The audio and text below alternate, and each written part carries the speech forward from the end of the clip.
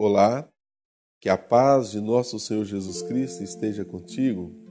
Na aula anterior, estudamos sobre a pessoa de Cristo.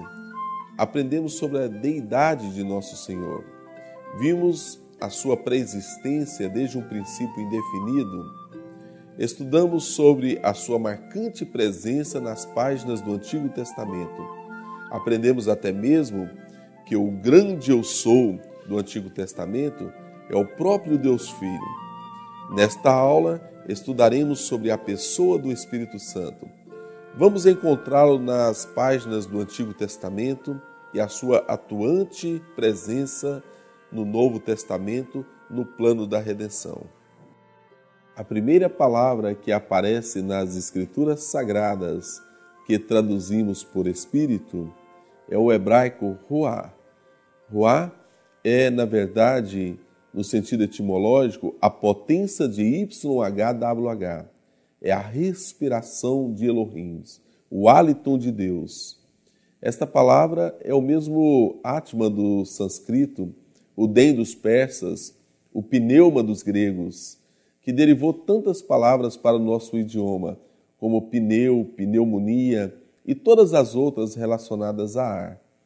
No entanto, não podemos dizer que Ruá seja a pessoa do Espírito Santo da divindade.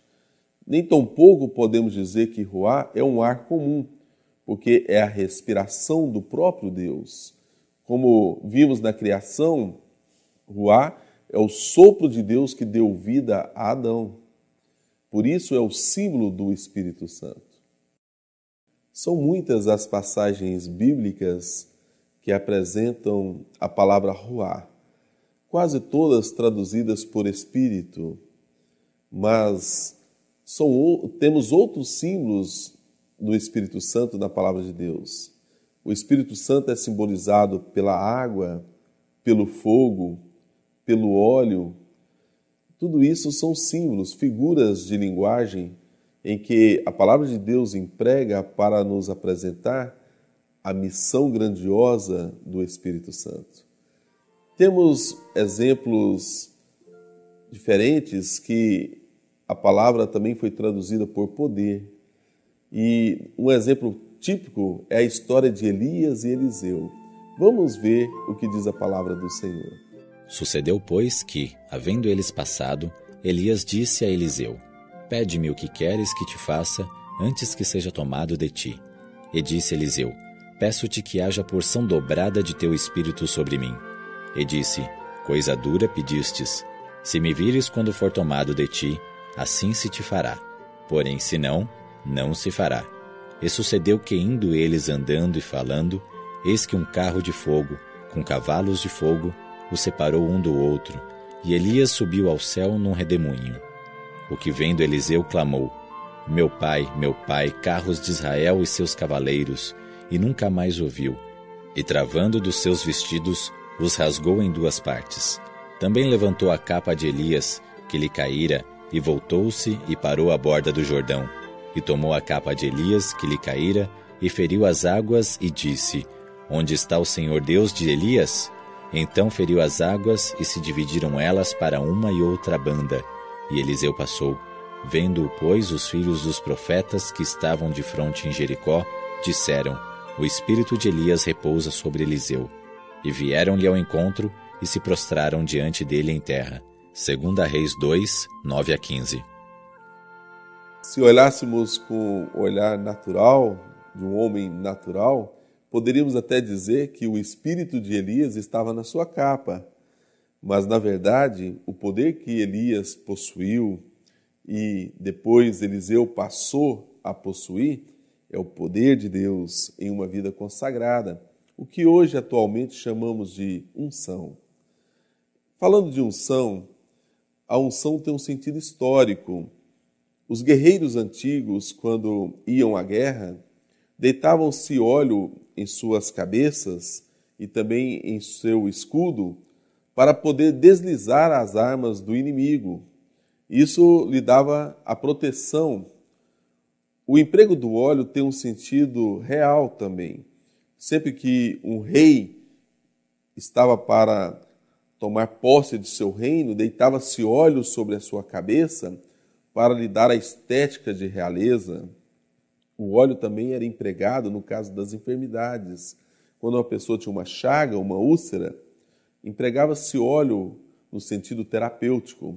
Nós vamos agora fazer uma dinâmica para você ver como se ungia uma pessoa. Atualmente, o ministro do Evangelho, quando vai ungir uma pessoa, apenas asperge o azeite sobre a fronte desta pessoa.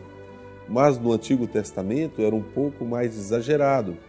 Pegava-se uma botija de azeite e entornava literalmente sobre a cabeça do ungido.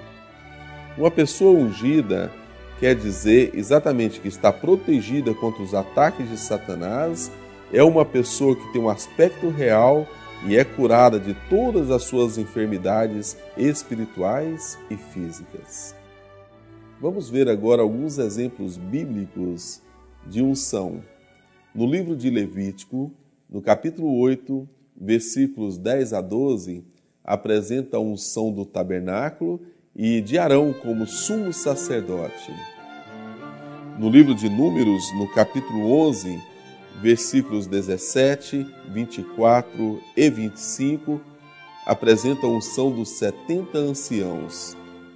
Já em Deuteronômio, no capítulo 34 e versículo 9, temos a unção de Josué. E no primeiro livro de Samuel, no capítulo 10, versículo 1, apresenta a unção do primeiro rei de Israel, a unção de Saul. E é bom lembrar que nenhum rei de Israel ocupou o trono sem ser ungido. Temos já a unção dos juízes no próprio livro de Juízes. Exemplos, capítulo 3, versículo 10, capítulo 11, versículo 29, capítulo 13, versículo 25. E no livro de Samuel, tanto no primeiro quanto no segundo, e também nos dois livros de Reis, apresenta a unção dos profetas. Temos no primeiro livro de Samuel, capítulo 10, versículo 10, segundo livro de Samuel, capítulo 23, versículo 2, primeiro livro dos Reis, capítulo 22, versículo 24, segundo livro dos Reis, capítulo 2, versículo 15, e um exemplo importante está também no livro de Miqueias, no capítulo 3, versículo 8. Um dos grandes mistérios da divindade apresentados na palavra de Deus é a encarnação de Cristo.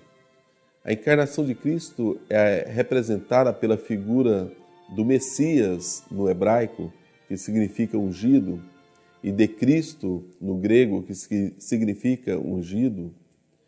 Em Isaías capítulo 61, versículo 1, apresenta a unção profética do Messias.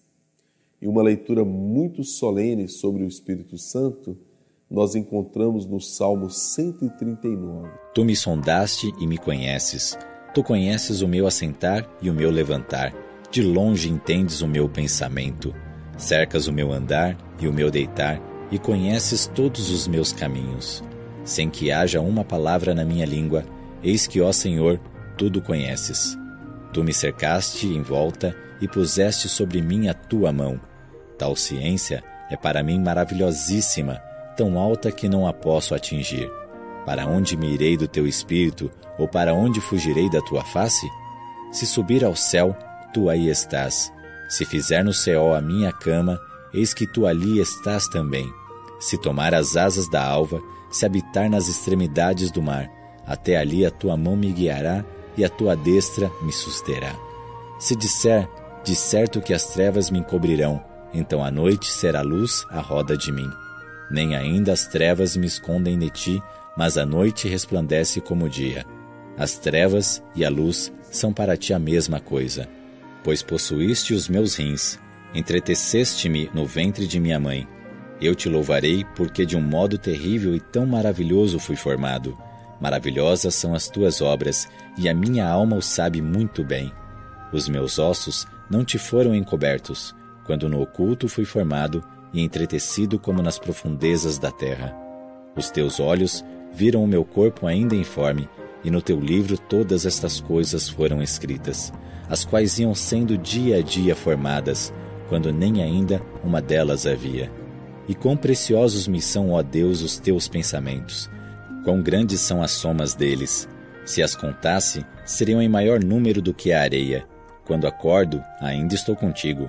Ó Deus, tu matarás de certo o ímpio. Apartai-vos, portanto, de mim, homens de sangue. Pois falam malvadamente contra ti, e os teus inimigos tomam o teu nome em vão.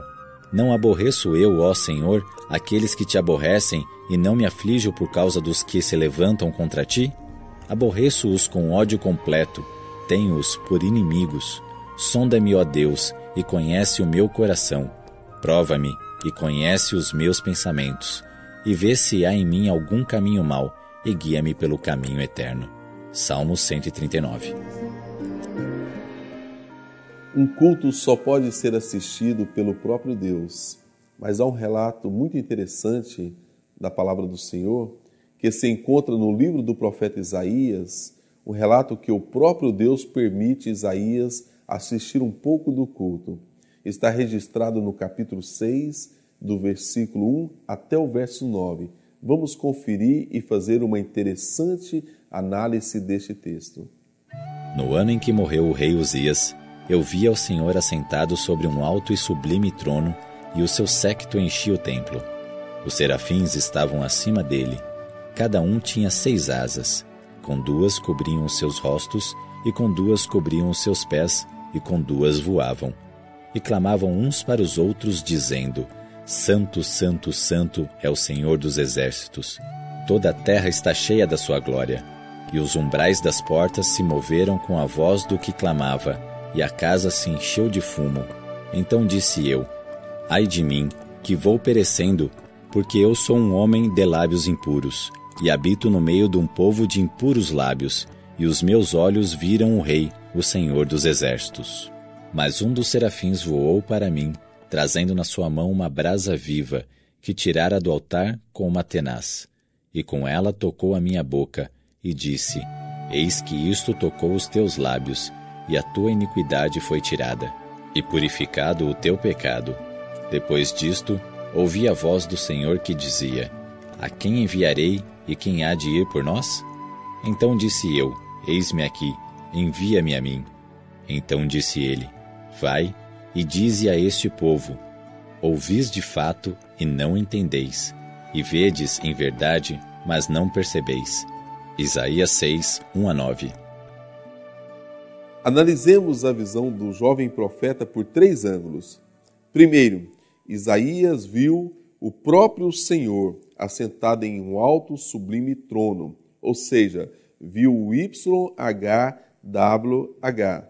Segundo, a tríplice doxologia da adoração dos serafins: Santo, Santo, Santo é o Senhor dos exércitos. E em terceiro, o YHWH, que falou a Isaías, usou os verbos no plural: Quem há de ir por nós?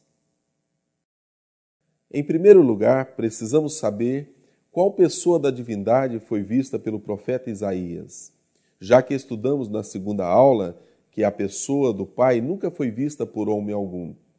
Este importante assunto está registrado pelo evangelista João, e ele nos dá a resposta. Por isso não podiam crer pelo que Isaías disse outra vez. Cegou-lhe os olhos e endureceu-lhes o coração, a fim de que não vejam com os olhos e compreendam no coração, e se convertam, e eu os cure. Isaías disse isto quando viu a sua glória e falou dele. João 12, 39-41. O evangelista João nos responde claramente que a pessoa da divindade que foi vista por Isaías é, na verdade, o próprio Jesus. Mas qual pessoa da divindade falou através de Isaías ao povo de Israel? Esta outra pergunta o apóstolo Paulo nos responde. E como ficaram entre si discordes, se despediram, dizendo Paulo esta palavra: Bem falou o Espírito Santo a nossos pais pelo profeta Isaías, dizendo: Vai a este povo e dize: De ouvido ouvireis, e de maneira nenhuma entendereis. E vendo, vereis, e de maneira nenhuma percebereis. Atos 28, 25 e 26. A tríplice doxologia apresentada pelos serafins é, na verdade, uma adoração ao Deus Pai, Deus Filho e o Espírito Santo.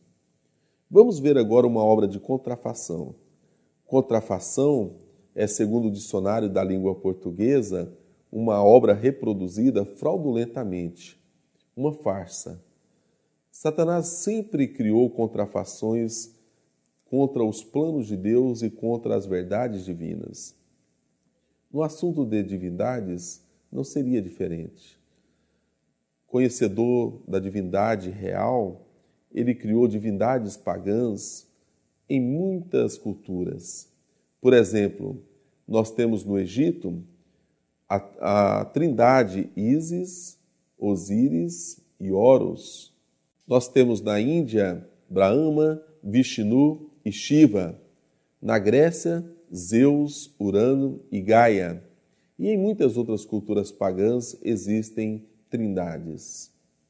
A Bíblia nunca usa a palavra trindade para evitar esse tipo de ligação. E mesmo a escritora americana Ellen Golden White não apresenta em suas páginas manuscritas a palavra trindade. Há algumas traduções que equivocadamente existem na língua portuguesa, mas iremos conferir as páginas reais manuscritas por esta escritura. O termo terceira pessoa da Trindade é colocado como sendo a tradução do texto Third Person of Godhead, que encontra-se no livro original The Desire of Ages. Em primeiro lugar, o termo Godhead, que está no idioma original, significa divindade. Trindade é a tradução da palavra em inglês Trinity. Portanto, o termo divindade nada tem que ver com o termo Godhead, do idioma original. Queremos enfatizar que a pessoa do Espírito Santo sempre foi ativa no governo universal. O fato da pessoa do Deus Pai e da pessoa do Deus Espírito Santo não ser assim tão apresentável nas Escrituras Sagradas não indica a inexistência. Na verdade, o próprio Cristo disse que as Escrituras Sagradas testificam dele, mas o apóstolo Pedro afirmou que estas mesmas Escrituras foram inspiradas pelo Espírito Santo. Porque a profecia nunca foi produzida por vontade de homem algum, mas os homens santos de Deus falaram inspirados pelo Espírito Santo. 2 Pedro 1:21. Reportando ao cenáculo, quando Cristo nos fez a grande promessa, vamos lembrar o que ele disse: Eu rogarei ao Pai e ele vos dará o outro Consolador.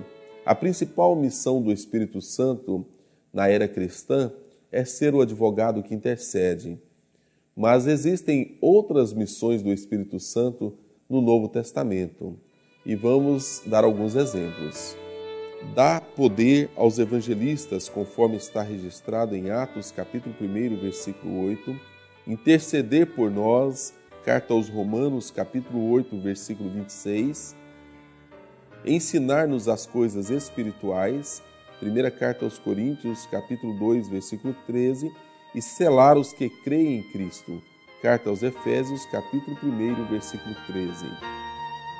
Nós temos apenas duas manifestações corpóreas do Espírito Santo registradas nas Escrituras Sagradas. A primeira, por ocasião do batismo de Jesus Cristo. Quando o céu se abriu, ouviu-se uma voz e o Espírito Santo desceu em forma de pomba sobre o Filho de Deus. A segunda foi em Pentecostes, quando os discípulos viram o Espírito Santo em forma de línguas repartidas entre eles, línguas de fogo. Na verdade, essa segunda manifestação foi uma visão coletiva. A primeira já foi diretamente uma manifestação corpórea. Tudo isso não indica que o Espírito Santo seja uma pomba ou línguas de fogo. Isto é conforme apresentamos nas aulas anteriores, teofanias, como o próprio Cristo apareceu como coluna de nuvem, coluna de fogo ou como rocha. A natureza do Espírito Santo é um mistério. Os homens não a podem explicar porque o Senhor não o revelou. Com fantasiosos pontos de vista, podem se reunir passagens da Escritura e dar-lhes um significado humano. Mas a aceitação desses pontos de vista não fortalecerá a Igreja. Com relação a tais mistérios, demasiado profundos para o entendimento humano, o silêncio é ouro. Não é essencial que sejamos capazes de definir exatamente o que seja o Espírito Santo. Cristo nos diz que o Espírito é o Consolador, o Espírito de verdade, que procede do Pai. O Espírito Santo é o representante de Cristo, mas despojado da personalidade humana e dela independente. Limitado pela humanidade, Cristo não poderia estar em toda parte em pessoa. Era, portanto, do interesse deles que fosse para o Pai e enviasse o Espírito como seu sucessor na terra. Ninguém poderia ter então vantagem devido à sua situação ou seu contato pessoal com Cristo. Pelo Espírito, o Salvador seria acessível a todos. Nesse sentido, estaria mais perto deles do que se não subisse ao alto. Uma alegoria que é apresentada na palavra de Deus é que somos vasos, e há uma promessa do nosso Senhor de nos encher com o Espírito Santo. Quando chegamos até Jesus, muitas vezes chegamos como um vaso vazio, sem nada do Espírito. Mas quando recebemos Jesus como nosso Salvador e aceitamos o nosso Senhor, então Ele nos concede a pessoa do Espírito Santo. E isto é representado na palavra de Deus pela água, pela chuva. Em primeiro lugar, quando aceitamos o nosso Senhor Jesus, o Senhor nos concede respingos do Espírito Santo, uma porção espiritual. Mas quando não desenvolvemos na palavra do Senhor, não crescemos, ficamos, na verdade, como o gelo, uma água parada, que não flui, não alimenta.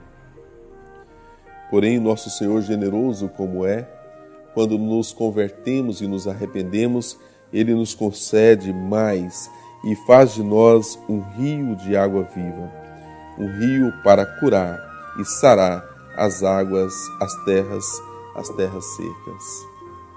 Assim chegamos à conclusão da nossa quarta aula. Que Deus te abençoe. Espírito de Deus, fiel Consolador, Tu que Jesus envia aos seus, revela o Teu amor. Vem como fogo arder e todo o mal queimar, as almas frias aquecer. Ensina-nos a amar. Como óleo vem ungir um povo só em Ti, e a todos nós fazer sentir a Tua graça aqui.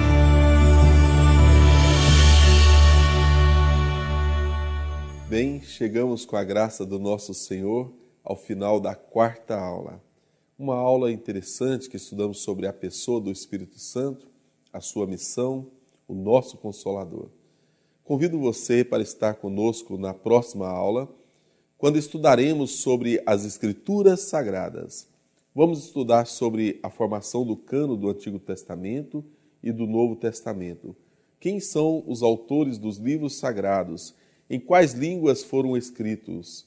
Quando foram escritos estes livros? Onde foram escritos? Estudaremos sobre os concílios, estudaremos ainda sobre os apócrifos.